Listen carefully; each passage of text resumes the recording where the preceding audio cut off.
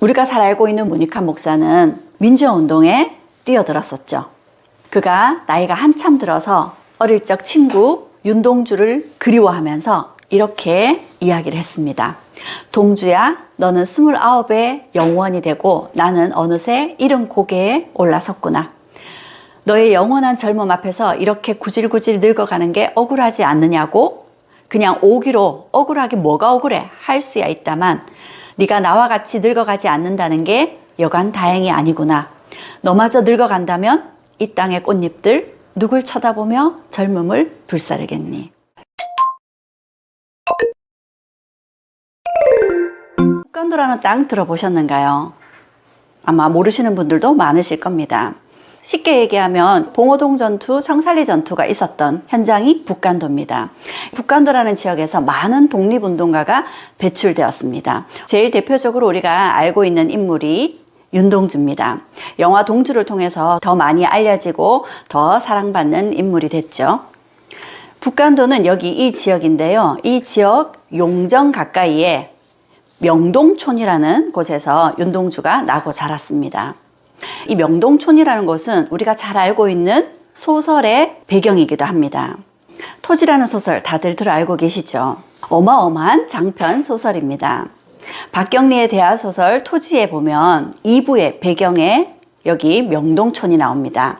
토지는 박경리 작가가 1969년부터 1994년까지 26년 만에 완간한 작품이고요. 경상남도 하동군 평사리와 간도의 용정, 그리고 진주와 서울을 무대로 한말 지주 가문의 최서희 집안과 그 주변 인물들의 삶을 통해서 일제강점기를 포함해서 우리 근현대사를 조명하고 있는 작품입니다. 최씨 집안의 몰락과 재기는 우리 한민족의 몰락과 재건을 뜻하는 것이기도 하죠. 그 간도가 여기입니다. 그 중에서도 오늘 북간도가 배경인데요. 이 간도 지역은 금지된 땅이었습니다. 봉금령이 내려진 땅이었어요. 왜냐하면 이 지역이 여진족들의 근거지입니다. 근데 이 여진족들이 나중에 만주족이라고 이름을 바꾸고 명나라를 무너뜨리죠. 그리고 그들이 중국을 차지하게 되면서 이 땅은 빈 땅이 돼버렸습니다. 하지만 여진족이 처음 터전을 잡았던 곳이기 때문에 이곳은 아무도 못 들어오게 했었던 거죠. 그런데 우리가 조선 말기 흉년이 들고 백성들은 먹고 살기 힘들었습니다. 양반들의 수탈도 버티기 힘들었죠. 그래서 두만강을 건너서 저 북간도로 이주해가는 백성들이 많았습니다. 차별받던 함경도의 농민들에게 대기근이 찾아듭니다. 1869년 함경도 일대에서 한 줌의 벼도 찾아볼 수 없는 참혹한 기근이 생겼고요. 두만강 너머에 인적 없는 허허벌판 연해주를 두고도 함경도 농민들은 땅이 없어 종이 되어야 했으며 기근에 굶어 죽어가야 했습니다. 그러니 이들은 앉아서 굶어 죽느니 배불리 먹기 위해서 가다가 죽더라도 가겠다 하고 두만강을 넘어갔던 거죠. 그렇게 1881년에 두만강을 넘어가서 이 북간도에 정착한 사람들이 1만 명. 그런데 시간이 지나갈수록 그 숫자가 점점 늘어갑니다. 간도로 이주한 사람들 중에 여기에 있는 이분들 4가문이 있었습니다. 1899년이었습니다. 이 4가문의 사람들이 두만강을 건너가서 가까운 지역에 이렇게 정착을 하면서 촌락을 이루었습니다. 이들이 만든 촌락을 명동촌이라고 불러요. 동쪽을 밝게 하겠다 이런 뜻으로 25가구가 넘어갔고 모두 142명이었습니다. 그 중에 저기 김약연이 가족과 일가 친척들을 데리고 저곳에 정착을 했죠. 그리고 4가문이 먼저 정착하고 난 이후 바로 그 다음 해인 1900년에 윤하연이라는 사람이 역시 가족들을 데리고 이곳에 정착하게 됩니다. 이 윤하연이 바로 윤동주의 조부가 되시죠. 이들은 이곳에 정착해서 열심히 터전을 갖고 왔습니다. 사실 이 지역은 한반도 너머죠. 이 지역은 유목민족들이 살고 있던 곳이었기 때문에 농사는 거의 이루어지지 않았고요. 농사라 해봐야 밭농사가 대부분이었습니다. 그런데 우리 민족은 쌀을 먹어야 되죠. 그래서 이들이 이곳에 가서 논농사를 시작합니다. 논농사를 하려면 물이 충분해야 됩니다. 그래서 이들은 물길을 마련하고 이렇게 수전을 만들어서 물을 논에 댈 수 있도록 열심히 밭을 일구었죠. 그렇게 우리 민족이 이곳에 정착하게 되면서 이곳에 논농사가 자리를 잡게 됩니다. 개화기 우리나라를 찾았던 영국의 지리학자입니다. 이사벨라 버드 비숍 여사가 조선과 그 이웃 나라들이라는 책에서 우리 민족에 대해서 이렇게 이야기를 하고 있습니다. 한반도의 조선인들은 게으르다. 하지만 간도의 조선인들은 세상에서 가장 근면한 민족이다. 살기 위해서 국경을 넘어가서 간도에 정착했던 그 당시 우리 민족들은 이곳에서 정착하기 위해서 부지런히 땅을 일구었음을 확인할 수 있습니다. 그럼 이제 본격적으로 김야견이라는 분을 살펴보겠는데요. 이 김야견이라는 분에 대해서 저는 두 가지로 이야기를 해드리겠습니다. 김야견이 만든 학교, 명동학교에 대한 이야기를 드리겠고요. 두 번째는 김야견이 간도의 대통령이라고 불리게 된 그 까닭을 이야기를 해보겠습니다. 첫 번째, 김야견의 명동학교입니다. 이 명동학교는 이상설의 서전서숙을 계승하고 윤동주를 키워낸 학교입니다. 김야견은 유학을 공부한 사람이었습니다. 김야견의 스승이 김야견을 두고 이렇게 이야기를 했어요. 야견은 맹자를 만독해서 이제는 눈 감고도 줄줄 외울 수 있으니 틀림없는 맹판이야. 이렇게 맹자를 10,000번을 읽을 정도로 열심히 유학을 공부했던 유학자였습니다. 그리고 간도에 정착을 했죠. 간도에 정착해서 제일 먼저 했던 일은 열심히 농사를 짓는 일이었습니다. 간도 지역에 올 때 땅을 사서 정착을 했습니다. 농사를 짓는 대부분의 돈은 경전이라고 두고요. 그 중에 일부는 떼어내어서 학전을 뒀습니다. 그래서 그 땅에서 나는 수익은 모두 학교를 운영하고 가르치는 일에 쓰겠다는 거였죠. 왜냐하면 힘을 기르는 것이 우리가 살 길이다. 국운도 기울어져 가고 있었고요. 먹고 살기도 쉽지 않았습니다. 농사를 짓는 것도 중요하지만 더 중요한 것이 힘을 기르는 것이라고 생각을 했던 거죠. 그래서 여기에 정착했던 가문들은 각자 서당을 만들었습니다. 김야견은 규암제, 남이원은 오룡제, 김하교는 소암제, 이렇게 가문마다 서당을 두고 어린 아이들을 가르치기 시작했던 거죠. 그렇게 서당을 운영하다 보니까 한계가 느껴졌습니다. 세상은 빠르게 변화하고 있었습니다. 우리나라 주변에는 힘 있는 열강들이 많았죠. 그래서 유학으로 나라를 지킬 수 있을까? 이런 고민이 들었던 거죠. 그래서 새로운 학교를 열게 됩니다. 가문마다 나뉘어져 있던 서당을 하나로 합쳐서 명동서숙을 열었습니다. 서숙이라고 하면 서당보다는 조금 더 규모가 큰 학교라고 보면 되겠습니다. 그리고 곧 그 다음에 명동학교라고 이름을 바꾸었습니다. 이 명동학교는 사실 서전서숙을 계승한 학교였습니다. 서전서숙이라는 학교는 이상설 선생이 연 간도의 최초의 근대식 학교였습니다. 그러니까 우리 역사를 가르치고요, 수학을 가르치고 이런 근대적인 학문을 가르치는 학교였죠. 그럼 이 이상설 선생이 어떤 분이실까요? 이상설에 대해서도 모르는 분들이 많으실 텐데요. 이상설은 굉장히 똑똑한 인물이었습니다. 그 당시에 고종의 총애를 받는 대표적인 인재였었죠. 그는 25살에 과거에 급제를 했다고 하고요. 과거에 급제한 이후에 성균관의 교수가 되기도 했었고 세자를 가르치기도 했었습니다. 이렇게 승승장구하던 그였는데 1905년 우리가 을사늑약으로 외교권을 빼앗기게 됐죠.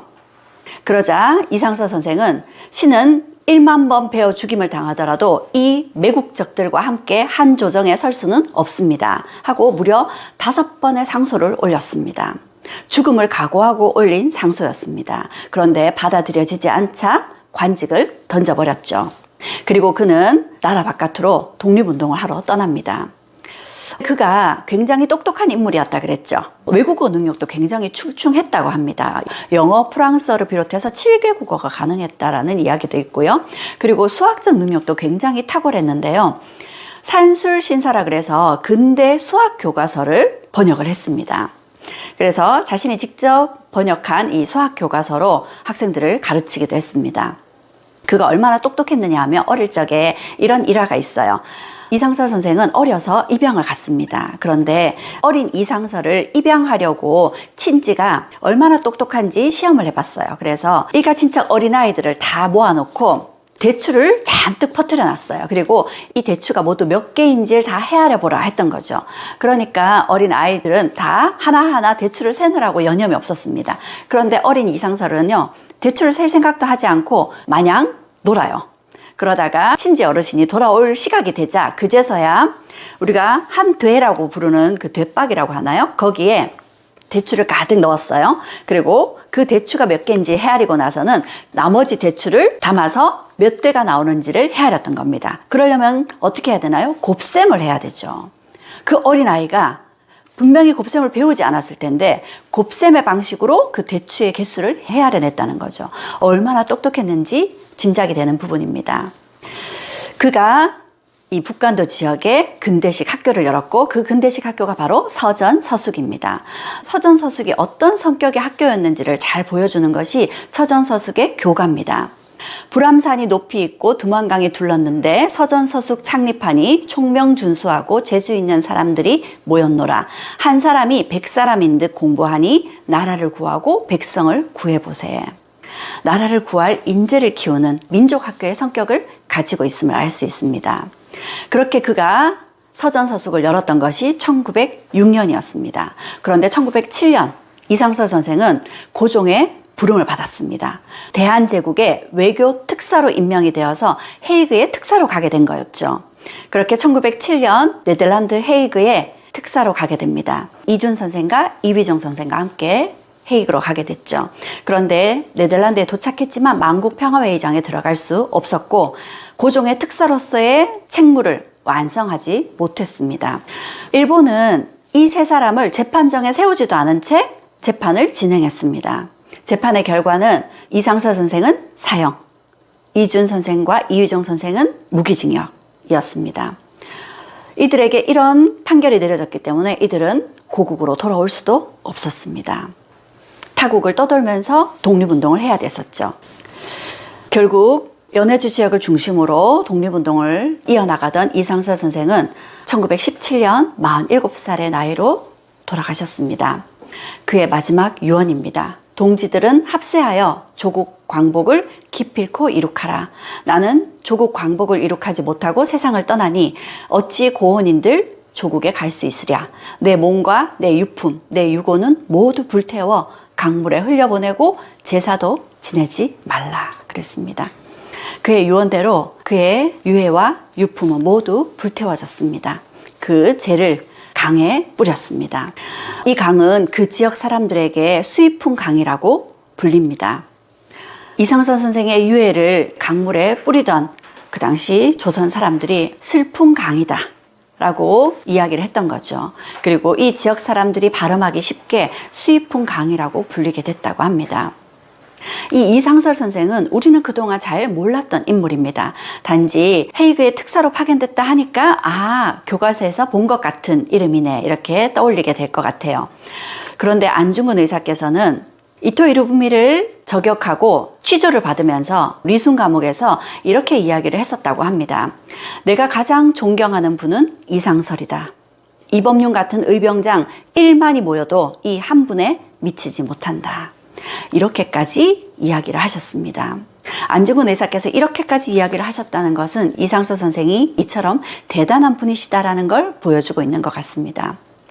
이상서 선생이 세웠던 서전서숙이 있던 그 자리에는 지금 용정실험소학교라는 다른 이름의 학교가 들어서 있습니다. 하지만 이곳에는 서전서숙이 있던 자리라고 이렇게 크게 표지석이 세워져 있고요. 그 바로 옆에는 이상설 정이라고 이상설 선생님의 이름을 딴 정자가 세워져 있습니다.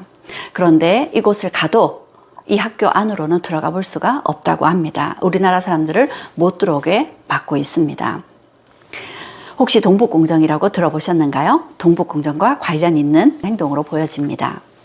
이상서 선생의 서전서숙은 이상서 선생이 헤이그에서 돌아오지 못하셨죠. 그래서 바로 그 다음 해에 문을 닫았습니다. 그 서전서숙을 이어서 명동서숙이라고 이름 붙이고 학교를 열었던 거죠. 그 학교의 이름을 곧 또 명동학교라고 바꿨고요. 이 명동학교에서는 초등과 그리고 고등과로 나뉘어져서 1925년까지 존속을 했습니다. 이 학교 역시도 민족학교로서의 성격을 잘 보여주고 있습니다. 그 증거 중에 하나가 이 학교의 기와장이에요. 기와에 뭐가 새겨져 있나요? 태극 문양이 새겨져 있죠. 무궁화와 태극 문양이 새겨진 이 기와 막새만 보더라도 명동학교가 얼마나 민족적 색채를 띠고 있는지 엿보이는 부분입니다. 이 명동학교는 지금은 사라지고 없으니 그 자리에 이렇게 기념관이 마련되어 있습니다. 그런데 이 명동학교는 그 당시에 벌써 여학교를 개교를 했습니다. 1911년에 간도 지역에 최초의 여학교를 열었던 거죠. 교육에 있어서도 평등을 지향하고 있습니다. 여학교 졸업사진의 모습이고요. 이렇게 명동학교가 낳은 또 하나의 인물이 있습니다. 죽는 날까지 하늘을 우러러 한 점 부끄러움이 없기를 잎새에 있는 바람에도 나는 괴로워했다. 누구의 시인가요? 윤동주의 서시의 한 부분입니다. 우리에게는 매우 익숙한 19절이죠. 윤동주와 그리고 윤동주의 고종 사촌 송몽규가 명동학교 출신입니다. 윤동주와 송몽규 아래에 그들이 태어난 날짜와 돌아가신 날짜를 한번 볼까요? 송몽규가 조금 일찍 태어났고요. 두 사람이 돌아가신 날짜도 거의 비슷합니다. 두 사람은 고종 사촌이기도 하지만 거의 소울메이트 같은 관계였습니다. 이들은 명동학교를 졸업하고 각자 다른 길을 가기도 했었지만 함께 연희 전문학교에 입학을 했습니다. 지금의 연세대학교죠. 윤동주는 좀 차분한 성격입니다. 그렇죠? 그런데 송몽규는 굉장히 열혈 청년이었습니다. 송몽규는 독립군에 뛰어들겠다고 독립군을 양성하는 군관학교에 입학을 하게 됐었습니다. 그래서 일찍부터 일본의 감시 대상이기도 했었어요. 그런데 본인은 그와 같은 사실을 잘 몰랐습니다. 반면에 윤동주는 참 차분한 성격이고 그래서 똑똑하고 열정적이고 행동파였던 송몽규를 부러워하기도 했었다고 합니다. 그리고 이 연희전문학교에서 공부를 마치고 일본으로 유학을 가기로 했죠. 그런데 그 당시에는 민족 말살 통치를 하던 시기였습니다. 일본은 우리에게 창씨 개명을 강요하던 시기였었죠. 창씨 개명을 하지 않으면 일본 유학을 갈 수가 없는 상황이었습니다. 그래서 그들은 내키지 않았지만 일본 유학을 가기 위해 창씨 개명을 하게 되죠. 그렇게 창씨 개명을 하기 사흘 전에 이 시를 썼습니다. 우리가 잘 알고 있는 참회록이라는 시죠. 이 참회록이라는 시를 보면 그가 창씨 개명을 하는 자신을 스스로 돌아보면서 얼마나 부끄러워했는지가 잘 느껴집니다. 반면에 송몽규는 일본 유학을 반대하는 아버지에게 이렇게 이야기를 합니다. 아버지가 원수의 땅에 뭐하러 가냐 했더니 내가 수양을 하고 민족이 수양을 해 나라 독립을 위해 무언가를 해야 하지 않겠습니까? 그렇지 않으면 살 의미가 없습니다. 하고 일본 유학길에 올랐죠. 두 사람은 각각 다른 곳으로 다른 대학으로 유학을 했지만 이 시기 일본은 태평양 전쟁을 일으키고 있었습니다. 일본에 있는 조선인 유학생들도 학도병으로 끌려가야 되는 그런 상황이었죠. 윤동주는 학도병으로 끌려가지 않기 위해서 송몽규와 함께 활동을 하기도 하고 일본의 징집을 피해서 다시 간도로 돌아갈 생각이었습니다. 고향으로 돌아갈 준비를 하고 있던 그 즈음에 결국 체포되었어요. 송몽규를 감시하고 있던 일본이 급습을 해서 체포를 했던 거였죠. 송몽규는 일본의 체제에 반대하는 불령선인으로 낙인이 찍혀 있었고요. 윤동주는 그만큼은 아니었지만 교련을 거부하는 등 그 당시 일본의 시국사범으로 체포되었습니다. 교토 조선인 학생 민족주의 그룹 사건이라는 명목으로 체포가 되었죠. 그리고 윤동주와 송몽규는 후쿠오카 형무소에 수감이 되었습니다. 그리고 1945년 2월 16일 윤동주는 생을 마감했습니다.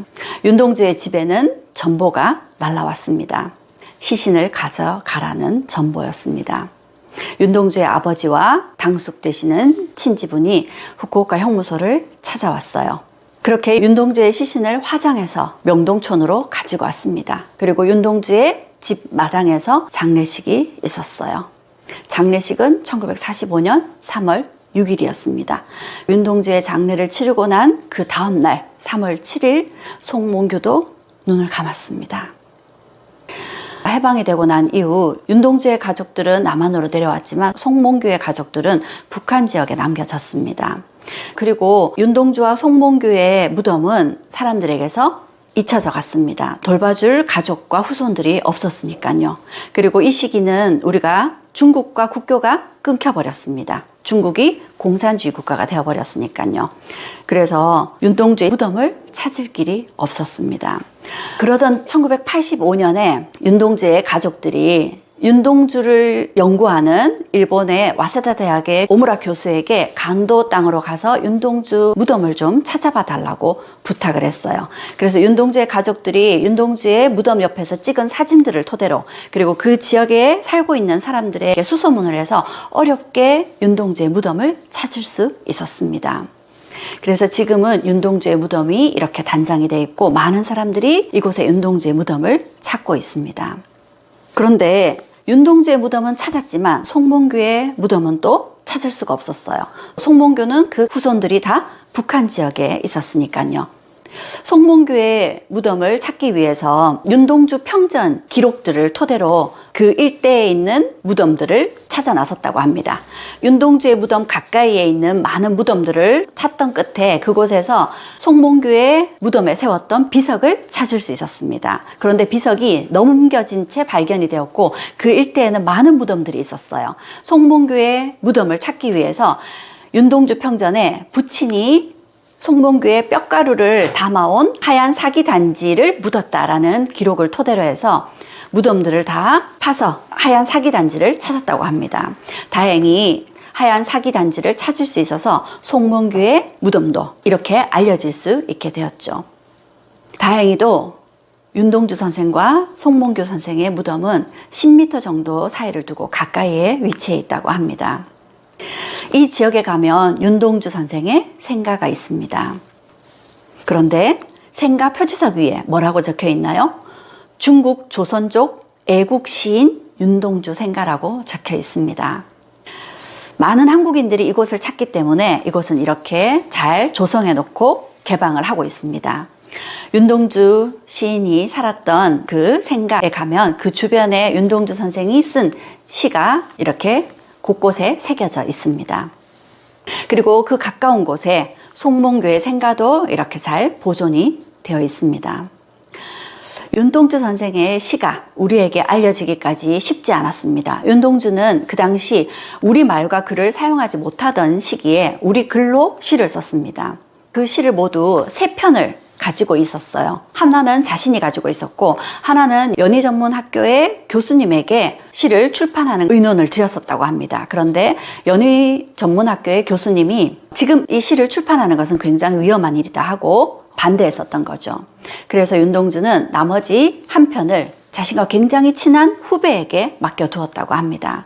그런데 정말 다행스럽고 극적이게도 그 후배가 그 시를 고향의 어머니에게 부탁을 했고 전라도에 계시던 어머니가 그 시를 마룻바닥을 뜯어서 마룻바닥 아래에 항아리에 담아 뒀었다고 하죠.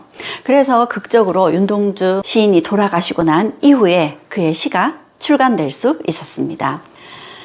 윤동주 시인의 시집 하늘과 바람과 별과 시죠. 이 시집의 서문에 정주용 시인이 글을 실었습니다. 아직은 무릎을 꿇을 만한 기력이 남았기에 나는 붓을 들어 시인 윤동주의 유고에 분양하노라. 29세가 되도록 시도 발표하여 본 적도 없이 일제시대 날뛰던 부일문사 놈들의 글이 다시 보아 침을 베앗을 것뿐이나 무명 윤동주가 부끄럽지 않고 슬프고 아름답기 한이 없는 시를 남기지 않았나. 시와 시인은 원래 이러한 것이다. 그 당시 문학가들 중에는 친일로 변절한 인사들이 굉장히 많았습니다. 그런 부일 문사들의 글은 침을 뱉을 것뿐이지만 슬프고도 아름답기까지 한 시인이 이렇게 남겨지지 않았냐 하고 글을 실었습니다. 이 윤동주 시인은 송몽규와도 굉장히 절친했지만 또 다른 절친한 친구가 있었는데요. 문익환 목사입니다. 지난 장주나 강의 때 문익환 목사의 이야기를 잠깐 드렸던 것 같습니다. 문익환 목사는 배우 문성근의 아버지이죠.